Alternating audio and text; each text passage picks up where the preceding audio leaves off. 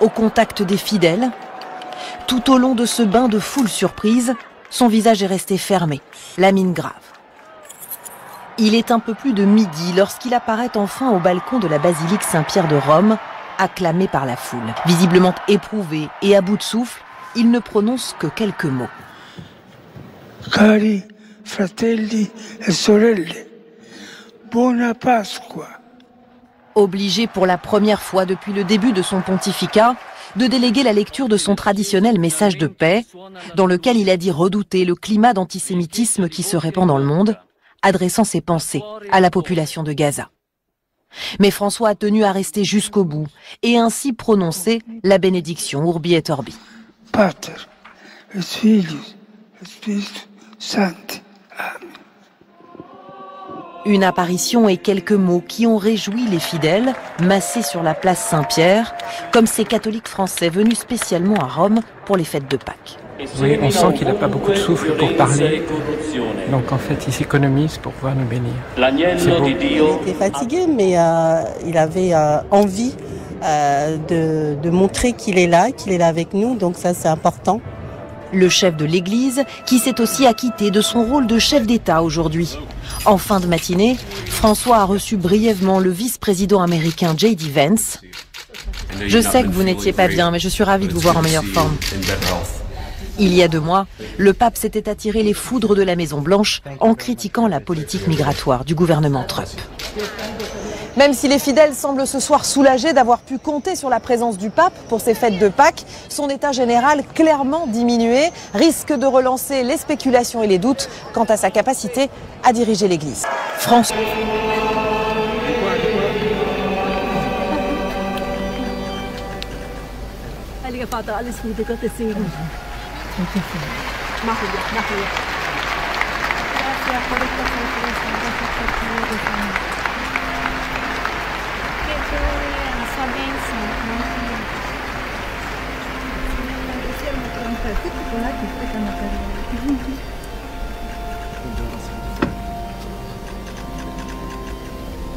Grazie Santità per questo dono, grazie.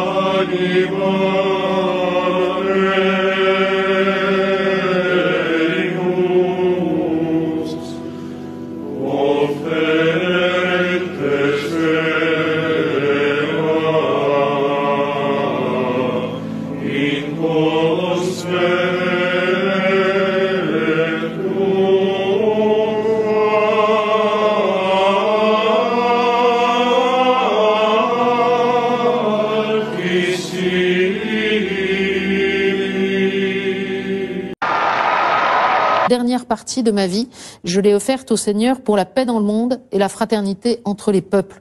Voilà la clé de lecture, me semble-t-il. On vient d'apprendre dans le testament du pape François, qui a été rendu public quelques minutes avant le début de cette émission, où il explique qu'il veut être enterré à Sainte-Marie-Majeure et non pas à Saint-Pierre, ce qu'on savait parce qu'il l'avait déjà dit.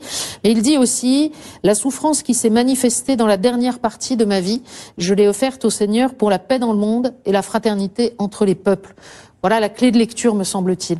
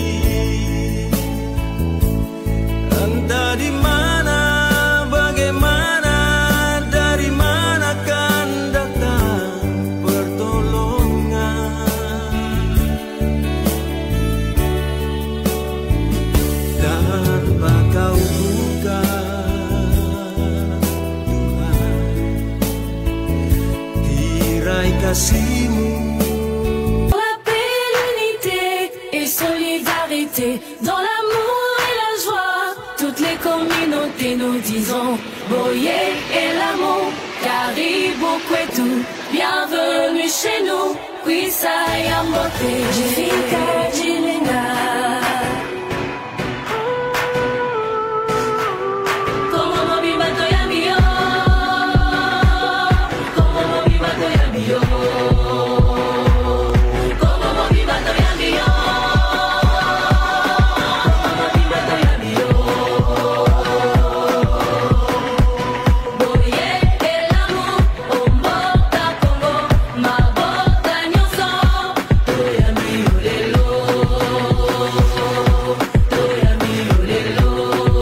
Retirez vos mains de la République démocratique du Congo. Retirez vos mains de l'Afrique.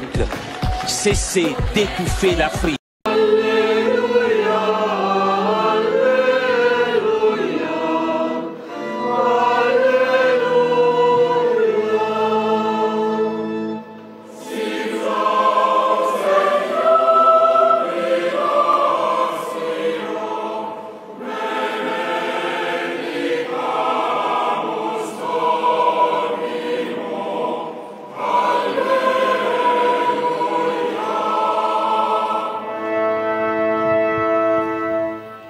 In nomine Patris, et Filii, et Spiritus Sancti. Amen.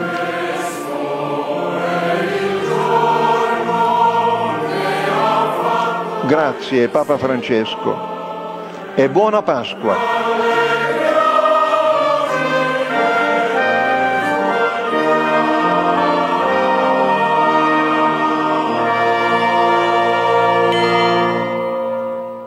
Patris e Filii e Spiritus Sancti, descendere super vos et manate semper.